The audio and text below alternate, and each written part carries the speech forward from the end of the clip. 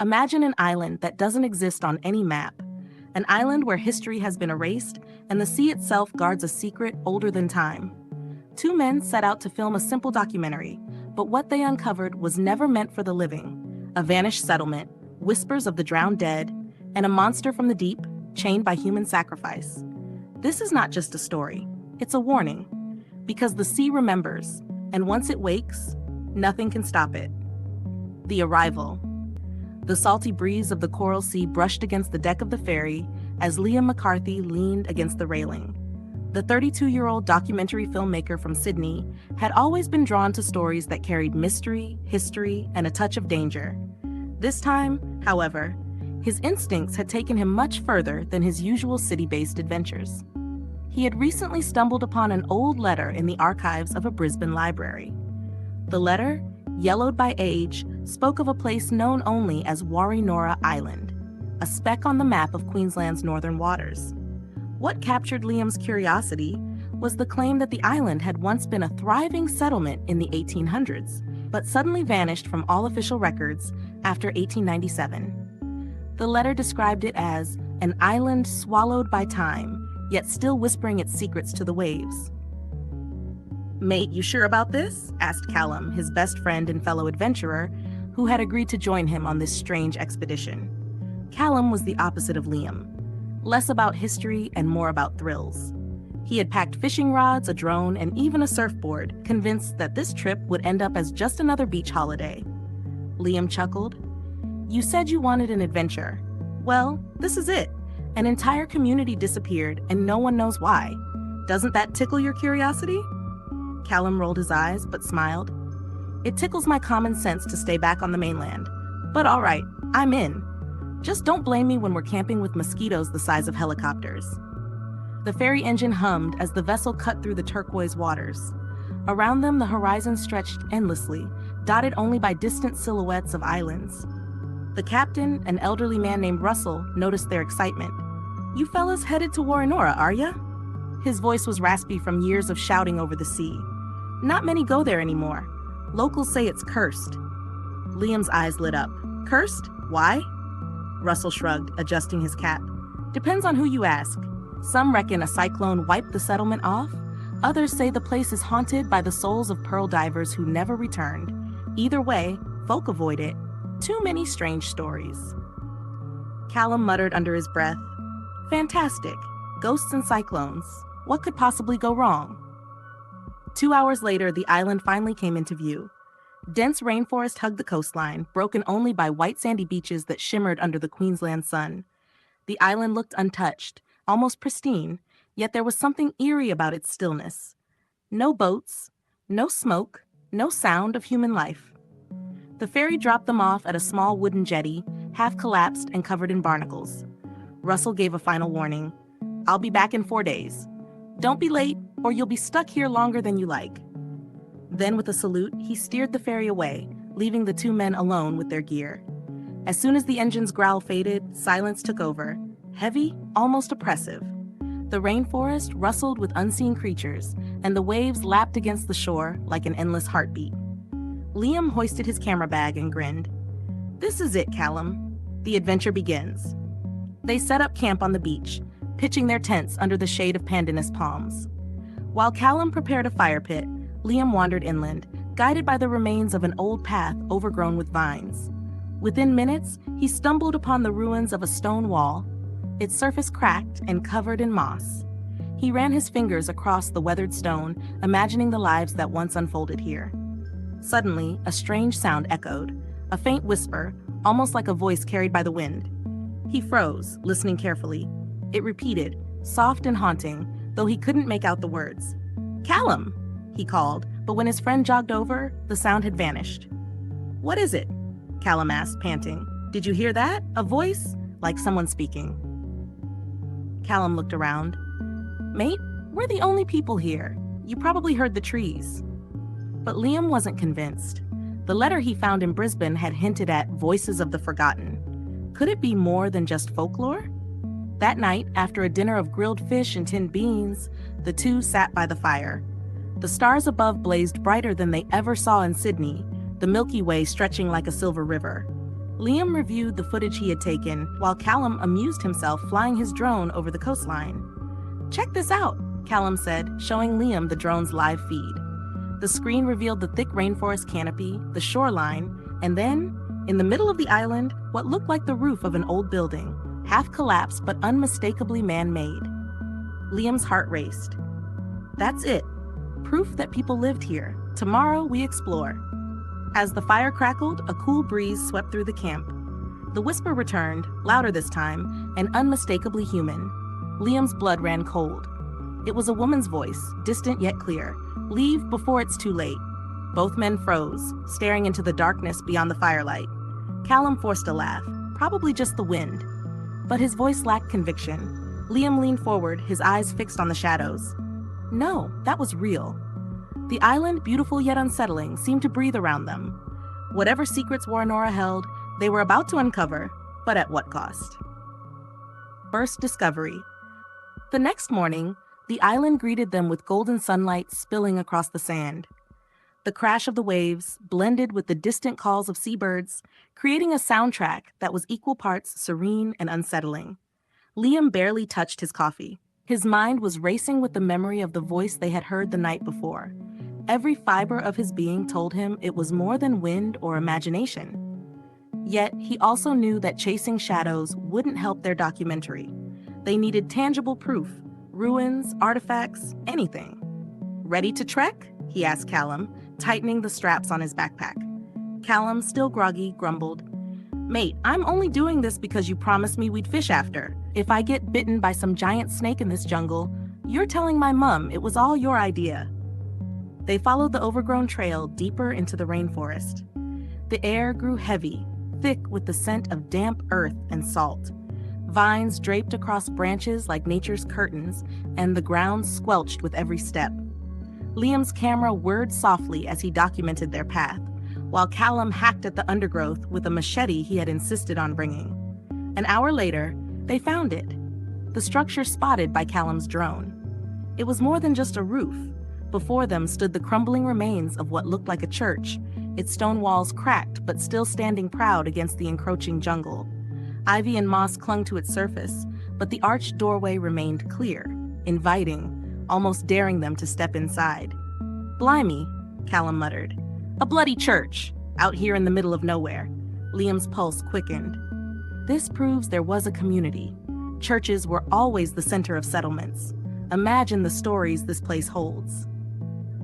They stepped through the arch, their footsteps echoing across the hollow interior. The roof had partially caved in, allowing shafts of sunlight to pierce through and illuminate the debris. Broken pews lay scattered, and fragments of stained glass crunched under their boots.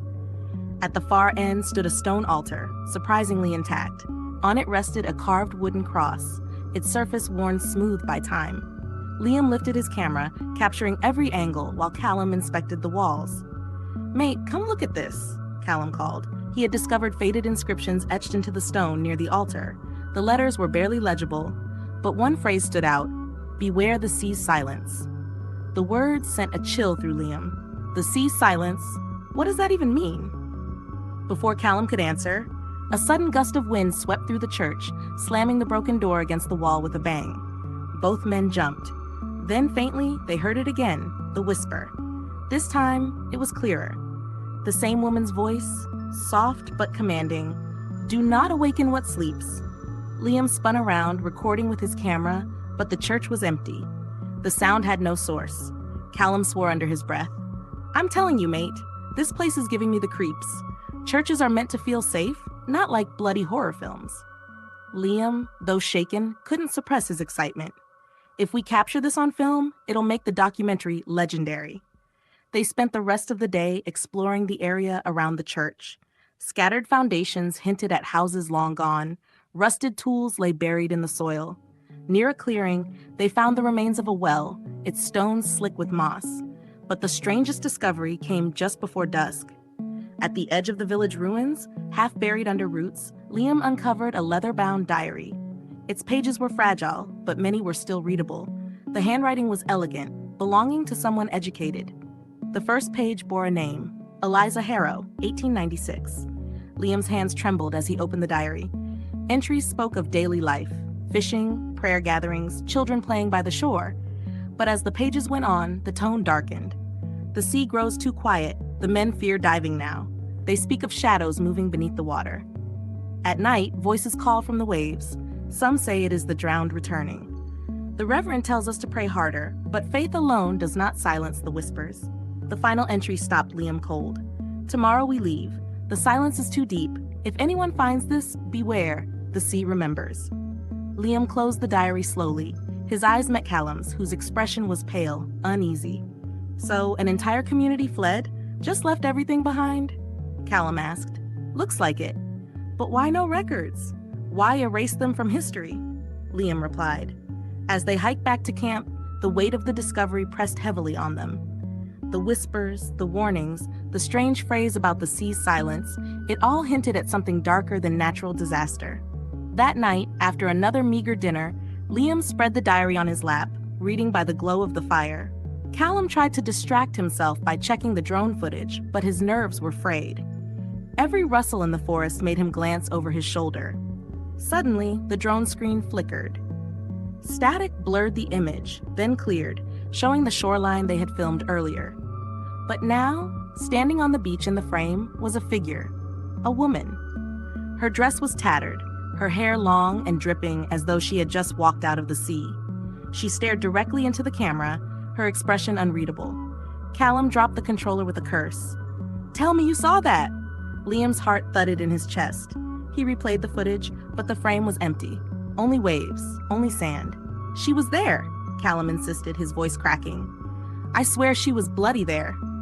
Liam didn't answer. He simply stared into the darkness beyond the fire, where the whisper rose again, surrounding them like the tide. "Leave while you still can." This time, it wasn't just a whisper. It was a chorus, many voices overlapping, carrying the sorrow of the sea. The fire sputtered, the flames bending as though pushed by invisible hands. Callum scrambled to his feet, panic etched across his face. "Mate, I'm done. Tomorrow we tell Russell to come back.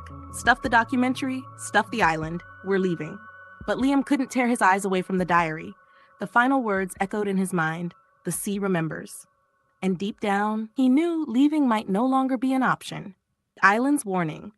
The sun rose heavy and red the next morning, as though the island itself bled into the sky. For Callum, it was a reminder that they had stayed one night too long. He packed his gear with a grim determination, muttering, 4 days, he said. 4 days, and we'll be stuck here forever." But Liam wasn't ready to give up. The diary still burned in his thoughts. Eliza Harrow's words, the whispers, the strange figure in the drone footage. It was no longer about just making a documentary. It was about finding the truth. "Callum, think about it," Liam argued as they walked along the shoreline, waves brushing their boots. An entire community vanished. That diary proved something unnatural happened. If we leave now, the world may never know. Callum scoffed. "The world doesn't care, mate. People want fishing vlogs and drone shots of beaches, not ghost stories about drowned colonists." Before Liam could reply, a sudden silence fell over the beach. The gulls stopped calling. The waves themselves seemed to soften, retreating into a hush. The only sound left was the pounding of their hearts. "Bloody hell," Callum whispered. "The sea's silence." It was exactly what the inscription in the church had warned them about. The silence was unnatural, suffocating. Even the wind refused to stir. Then, faint ripples appeared on the water. Not from wind, not from fish. They spread outward in circles, as though something massive stirred beneath the surface. "Back!" Liam hissed, pulling Callum away. The ripples subsided, but the silence remained, a warning. They hurried inland, seeking the uneasy comfort of the ruins. The jungle, however, seemed different now, darker, heavier. Every step was accompanied by whispers that darted in and out of hearing. Sometimes it was laughter, sometimes sobbing, sometimes words they couldn't quite catch. By midday, they reached a clearing they hadn't noticed before. At its center lay a graveyard. Crumbling headstones leaned at odd angles, some split in half, others swallowed by roots. The names were nearly erased by time, but one stone caught Liam's attention. It read simply, Eliza Harrow, 1871 to 1896. Liam froze. This can't be right, Callum frowned. The diary was dated 1896. How could she be dead before she even wrote it? A chill crept up Liam's spine. unless the diary wasn't just a record but something else. As he crouched to study the grave, a sudden rush of cold air swept the clearing. The whispers grew louder, forming into a distinct phrase. "The sea remembers." Callum grabbed Liam's arm. "Mate, I'm not joking anymore. This isn't history. This isn't archaeology. This is bloody wrong." Before Liam could answer, a figure appeared at the far end of the graveyard, the same woman from the drone footage. Her dress clung wet to her form, her hair dripping onto the earth though no rain had fallen. She stared at them, her face pale, eyes dark hollows. "Eliza?" Liam breathed without realizing. The woman raised a hand, pointing toward the ocean. Her lips moved, but no sound came. Then, in a rush, the silence broke, a deafening roar of waves crashing against rocks, though the beach was far away. The ground trembled beneath their feet, and just as suddenly she was gone. Both men stood frozen, unable to speak. Finally, Callum snapped. "That's it. We're done. I don't care what that diary says. I don't care what your bloody documentary needs. We're leaving today." But Liam wasn't so sure. Something in Eliza's gesture had felt deliberate, like she was guiding them. Toward the ocean. Toward the truth. That night, they hardly slept. The wind carried voices, circling the camp like a restless crowd. Shapes moved in the tree line, always just out of sight. At one point, Callum swore he saw hands pressing against the walls of his tent, though when he burst outside, nothing was there. By dawn, Liam made his decision. "We need to check the shoreline," she pointed to. Callum stared at him, disbelief etched on his face. "You're mad. Absolutely mad. You saw what I saw, and your plan is to go closer?" "Yes," Liam said firmly. "Because if we don't, we'll never understand. And if we don't understand, we'll never leave." Reluctantly, Callum followed. The two men trekked across the island until they reached the northern coast. There, hidden among jagged rocks, they found something astonishing: the remains of an old harbor. Rotted wooden posts jutted from the water, and pieces of broken boats lay scattered along the sand. "This must have been their dock," Liam whispered, filming every detail, "where they tried to escape." But something was wrong. The boats weren't destroyed by storm or time. They were splintered, as though torn apart from below. In the shallows, they found rusted chains, heavy as anchors. Callum tugged one up, only to realize it was wrapped around bones, human bones. He dropped it instantly, swearing his face white. "That's it. That's bloody it, Liam. They didn't leave. They never left." Liam's camera shook in his hands. "No, they tried, but something stopped them." The sea lapped at their boots. For a moment, Liam thought he saw shapes beneath the waves, faces pale and staring upward before dissolving back into water. The whispers rose again, more urgent now, overlapping in dozens of voices. "Do not awaken what sleeps. The sea remembers. Go before it's too late." The water rippled violently, though the air was still. Callum grabbed Liam, pulling him back. "We're leaving, now." But even as they stumbled away from the shore, Liam knew the island wasn't finished with them. The warning wasn't just for their safety. It was for something else, something hidden, waiting, just beneath the surface. Beneath the waves, the northern shoreline lingered in their minds long after they left it. The broken boats, the chains wrapped around bones, the whispers rising with the tide. It all pointed to something larger, darker, than either of them had imagined. That night, neither Liam nor Callum could sleep. The sea was louder than ever, crashing against the reef with unnatural force, though the sky was clear and windless. Each wave seemed to carry a voice, not whispers this time, but cries, desperate, pleading. By the dim firelight, Callum finally broke the silence. "We need to go to the jetty tomorrow, mate. I don't care if Russell isn't due back for another 2 days. We wait there until he shows, because if we stay another night in this jungle, I'll lose my bloody mind." But Liam shook his head, eyes locked on the diary spread across his lap. "No, Eliza was pointing us to the sea. Whatever happened here, the answer is beneath those waves." Callum laughed bitterly. "Of course it is. Why wouldn't it be in the one place I refuse to bloody go?" Liam leaned forward, his voice urgent. "Think about it. The silence, the warnings, the boats torn apart. Something lives out there. If we can capture it, if we can prove it, then we'll never leave this island alive," Callum snapped. "You're not listening, mate. They didn't vanish. They were taken." The fire hissed as if to punctuate his words, sparks scattering into the darkness. The following morning, against Callum's protests, Liam prepared for a dive. He had brought basic snorkeling gear for filming coral reefs. Nothing professional, but enough for shallow exploration. Callum paced the beach, chewing his lip, muttering every curse he knew. "Mate, this is suicide. You don't know what's down there. Sharks, rips, God knows what else. And after what we saw, you think going into the bloody water is a good idea?" But Liam was resolute. If the settlement ended in the sea, then that's where the story lies. Just keep the camera rolling from the shore. Callum reluctantly set up the tripod, positioning it to film the water. "When you get eaten, don't blame me for not jumping in after you." Liam slipped beneath the surface. The world below was otherworldly. Sunlight pierced the clear water in golden shafts, illuminating schools of fish darting between colorful coral. For a moment, it was beautiful, serene. He filmed steadily, his heart racing but controlled. Then, deeper among the rocks, he saw something unnatural. Wooden beams, rusted metal, the remains of a boat half buried in sand. Ropes still trailed from its frame, tangled and frayed. He swam closer, brushing sand aside, and froze. A skull stared back at him. Empty sockets, jaw agape, chains still coiled around the ribcage. His chest tightened, the diary's words echoed, "The sea remembers." He wanted to surface, to escape, but something drew his gaze further down. There on the seabed lay dozens more skeletons. Men, women, even children. All chained, all reaching upward, as though they had drowned together in a single horrifying moment. And then the water grew cold.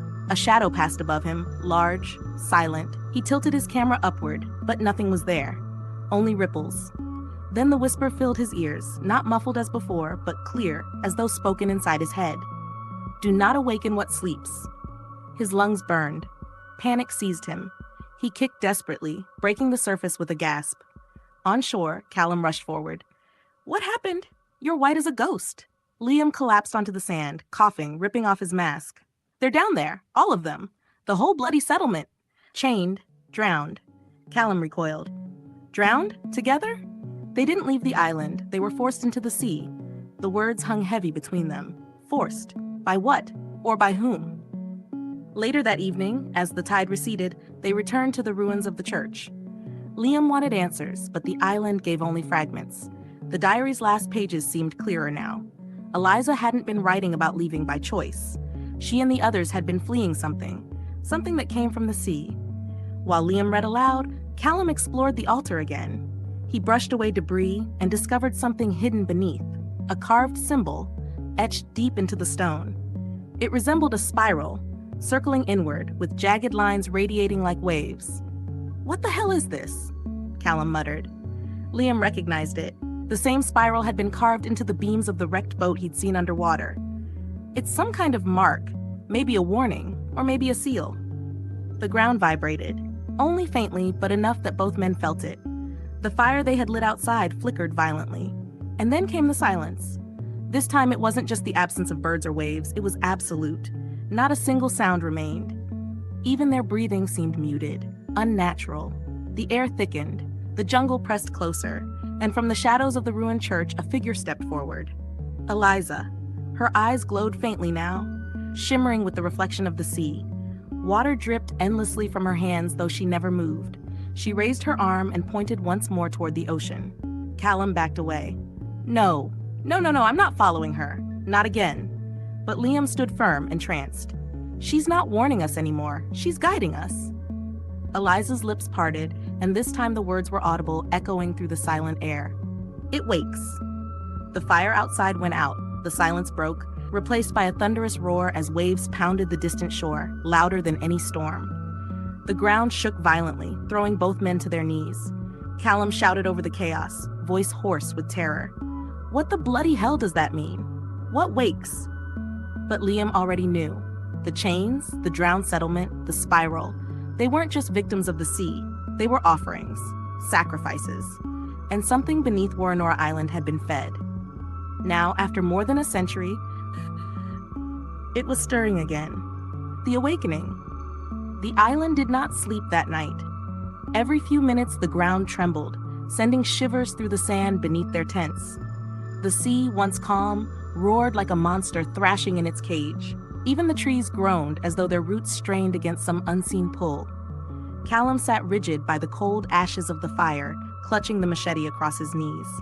His eyes were wide, unblinking, fixed on the black line of the horizon. "It's coming for us," he muttered. "Whatever it is, it's bloody coming." Liam, though equally terrified, couldn't stop replaying Eliza's last words in his head. "It wakes. What if it's not coming for us?" he said quietly. "What if it's waking because of us? Because we stirred things up?" "Don't," Callum snapped. "Don't you dare blame me for following your obsession. I told you from day one this was madness." Liam didn't argue. He knew his friend was right, and yet he couldn't turn away. If this was the island's secret, then he had to see it through. By dawn, the tremors grew worse. Birds finally returned to the trees, but instead of singing, they shrieked in panicked bursts, then fled inland as though escaping something unseen. Drawn by a force he couldn't explain, Liam led them back to the northern shore. Callum cursed under his breath the entire way, but followed nonetheless. The beach was unrecognizable. Waves slammed against the rocks with such ferocity that spray flew high into the canopy. The water churned black, as though ink had spilled into the sea. And then they saw it. At first, Liam thought the dark shapes breaking the surface were rocks, newly revealed by the tide. But as the water foamed around them, he realized with horror they were structures. Ruins. Whole buildings rising from the depths, stone walls and timber frames crusted with barnacles. The drowned village was surfacing. "Jesus Christ," Callum whispered. "It's coming back." Liam's camera whirred as he filmed, breathless. "Not back. Up. The sea is giving it up." But the sea wasn't giving anything. It was pushing. As more of the village emerged, so too did its inhabitants. Skeletons, still bound in chains, bobbed to the surface, swaying grotesquely with the waves. Some drifted close to shore, arms reaching as though desperate to claw onto land. Callum gagged. "We need to go, now." Yet Liam stepped closer, transfixed. "Don't you see? This is it. The evidence. The proof of what happened here." But then the water stilled. Completely. The sea, that furious roaring sea, froze as flat as glass. Even the skeletons hung motionless in the water. The silence returned, heavier than ever. From beneath that mirror surface, something moved. At first, it was only a shadow. Vast, shapeless, gliding slowly upward. Then came the sound. Not a roar, not a whisper, but a low, resonant hum that vibrated in their bones. The very air seemed to bend around it. Liam stumbled back, camera shaking in his grip. Callum screamed, "What the hell is that?" The shadow grew larger, spreading wide across the bay.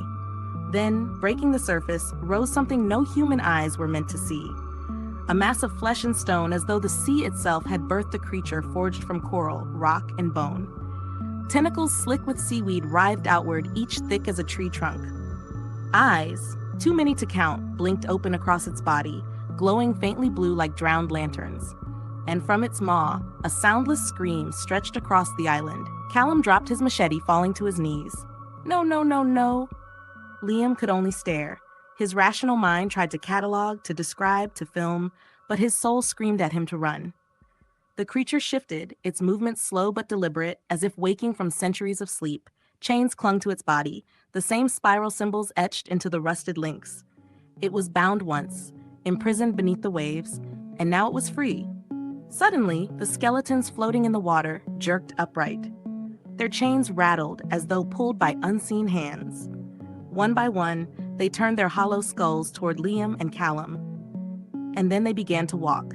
Dragging themselves through the shallows, the drowned dead advanced onto the beach. Water poured endlessly from their bones, yet their steps were steady, purposeful. "Run!" Callum screamed. They sprinted back toward the tree line, the ground shaking beneath their feet.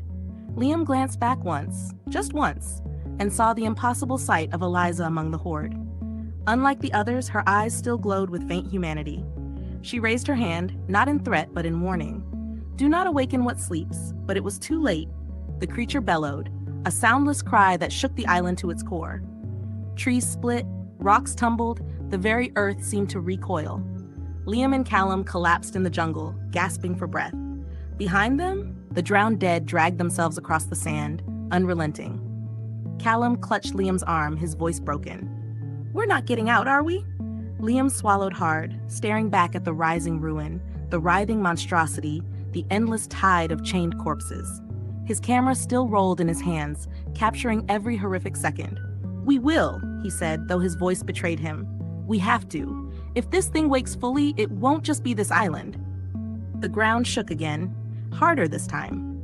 Somewhere in the distance, trees toppled like matchsticks. The awakening had begun. No escape.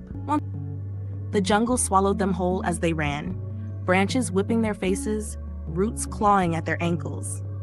Behind them, the ground thundered with every heave of the creature rising from the sea.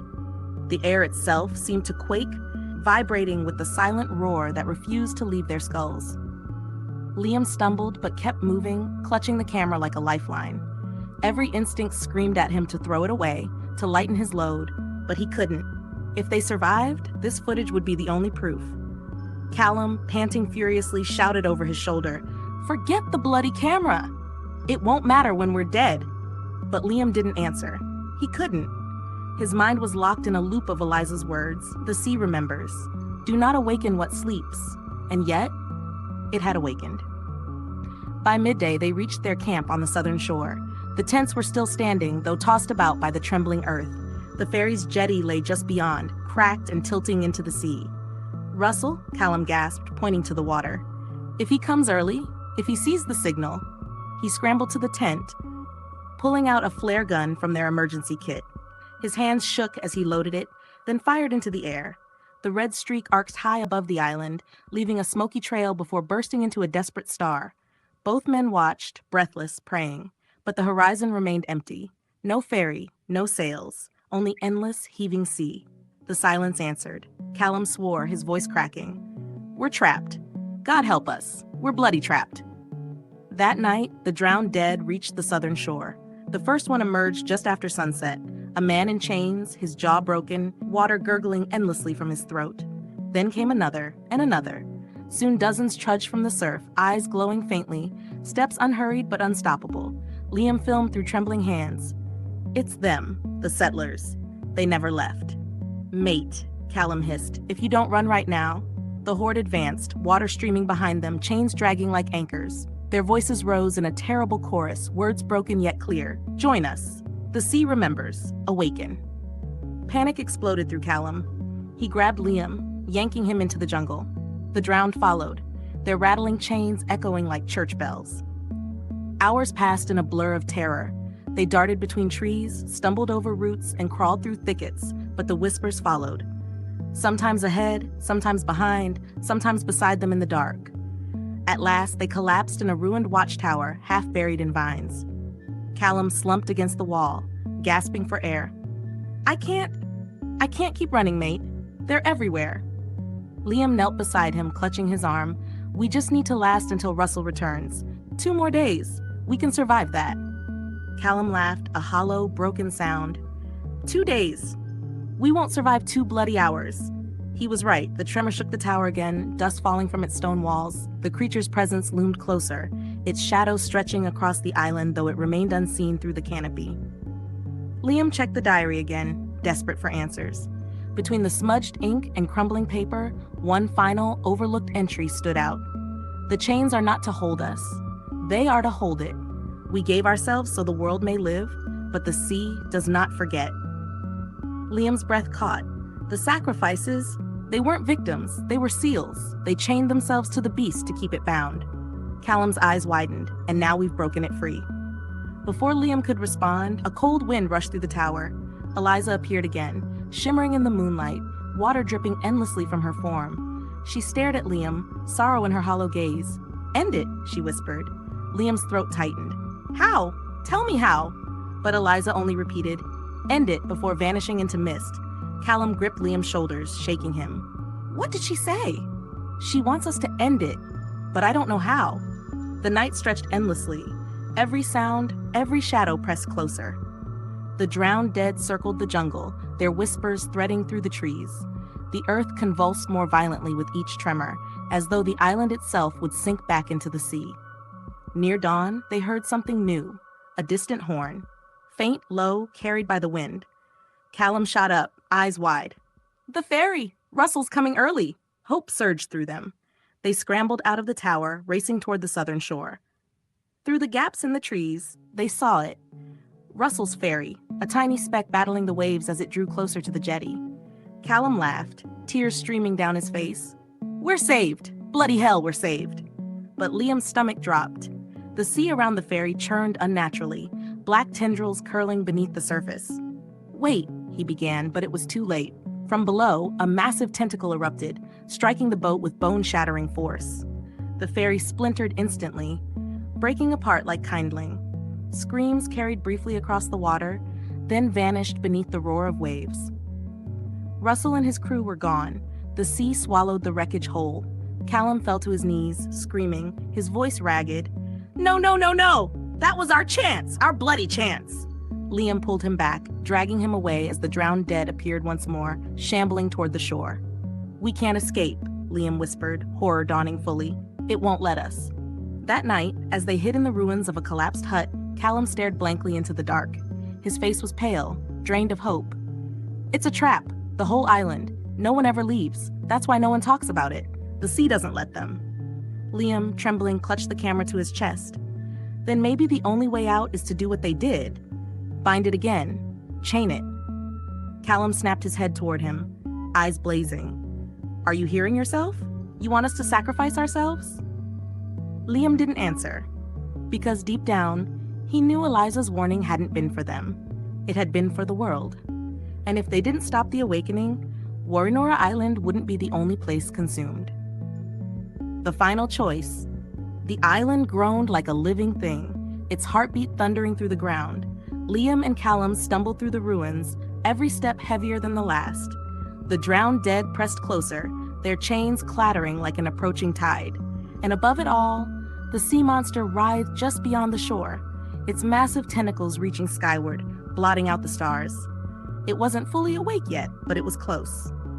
Liam gripped the diary in one hand and the camera in the other. The words of the final entry replayed in his mind. We gave ourselves so the world may live. Eliza was right, he muttered. They didn't die as victims. They bound it. They became the chains. Callum stopped dead, his face pale in the moonlight. Don't you bloody say it. Don't you dare. Liam met his eyes. We can't outrun this. We can't fight it.